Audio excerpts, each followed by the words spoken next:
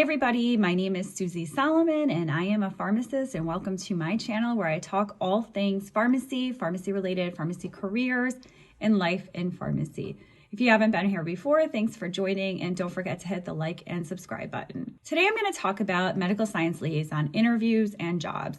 And for those of you who know, I was an MSL and I have interviewed many candidates for MSL roles, and so this is kind of me putting together everything that I've learned. And in terms of hiring, I've made lots of hires throughout my career in the pharmaceutical industry. And so I just want to put together some tips because I do get this question a lot. So the first thing to do is when you kind of start the interview is you want to start out by asking a question, not in a confrontational way, but you just want to ask them. You want to say something like, I'm really excited to be here, and I'm curious what it is about my background that made you agree to bring me in for the interview. Studies have actually shown that this question statistically significantly increases your chances of actually getting the job.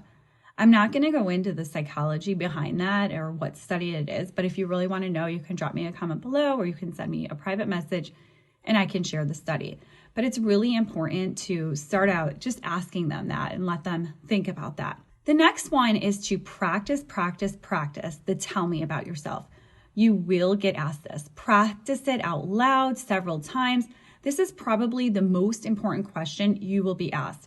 And it's your first impression. So that's really one of the main reasons. And the second reason that we know is from data, people will tend to make judgments about you in the first 7 seconds.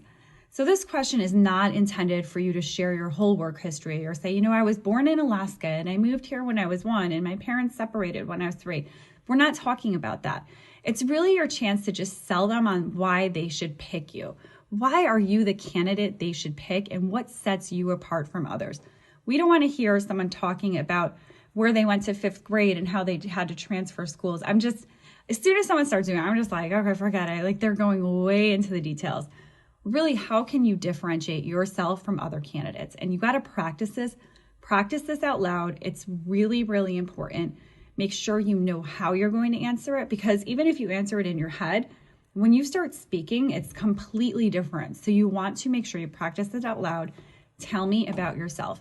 You will be asked this 100% of the time. You will be asked it. I have no doubt in my head. And if you don't have a good response for it, you're not going to get the job. You really want to research the company. So that would be the next tip that I have. It's, not just kind of like going on the website and saying it, but I can tell you a story that I actually interviewed many people.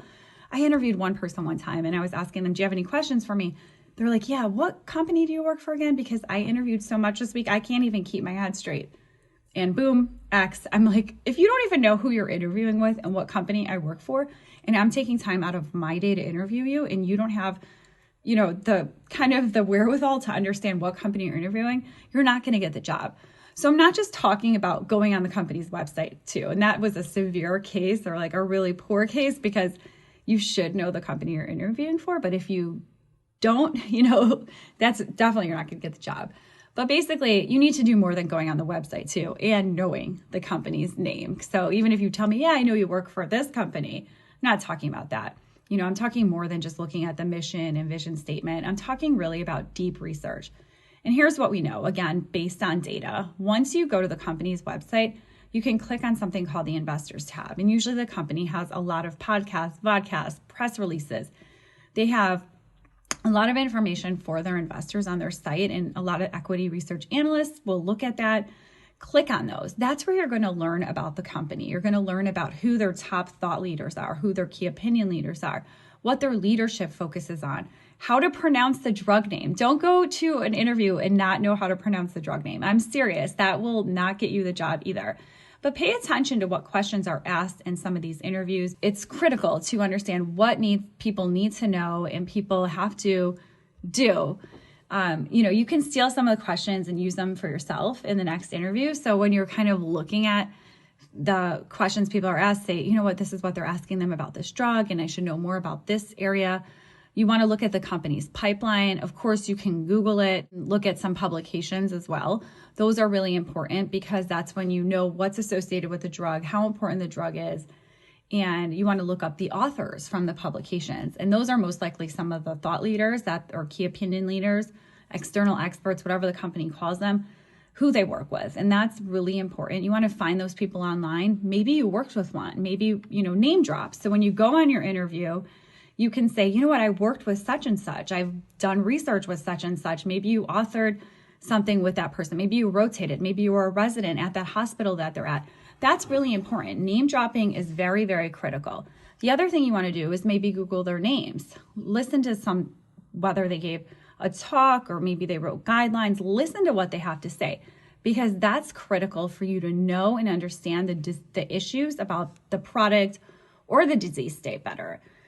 And really focusing on who the KOLs are is important. I can tell you that as a hiring manager, I love when someone can name drop and they can say, yeah, I worked with this person and I love this person and I have a really good relationship with Dr. Such and Such or this pharmacist or this PA, whoever the thought leader is. I think that that's critical.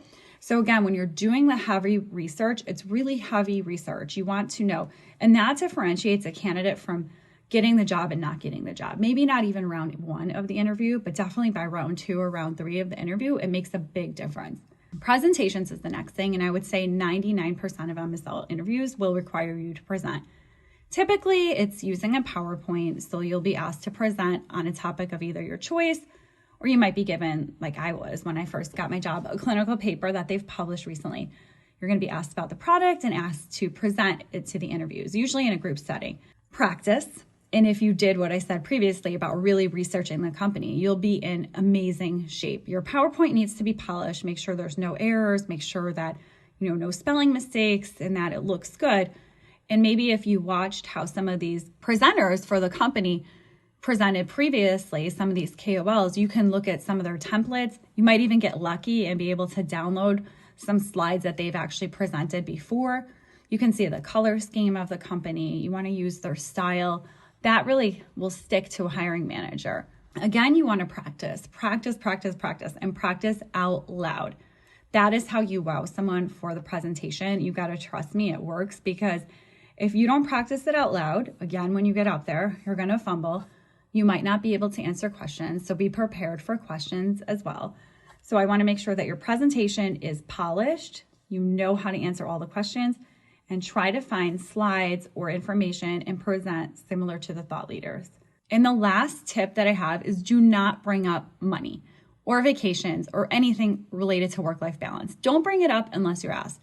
Don't bring up vacations unless you're asked. Don't bring up work-life balance unless you're asked. I'm telling you, I'm just keeping it real. Listen, I'm a pharmacist. I'm also a mom, and I'm a big advocate for work-life balance. I understand it.